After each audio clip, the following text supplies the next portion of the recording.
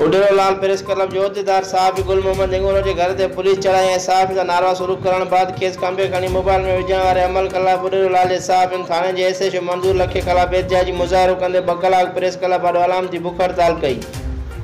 उन मौके ते प्रेस क्लब के सदर अब्दुल गफूर हिंगोरो जनरल सेक्रेटरी फजल बलोच ॻाल्हाईंदे चयो त उडेरोलाल स्टेशन थाने जो एसएचओ मंजूर लखी पुलिस की वही नफरी साण करे साहिब गुल मोहम्मद हिंगोरो के घर से चढ़ाई करे चादर ऐं 4 दीवार की तकदुस पामाल करे औरतन ॿारनि के हिसाइण इंतहाई मुज़म्मत जो अमल है जैसी अस सख्त लफ्ज़ों में मुज़म्मत करूँ था। उन्होंने चयो त उडेरोलाल स्टेशन थाने जो एसएचओ थानेदार गड पर गुटके ऐं मैनपुरी जो ठेकेदार वधीक है।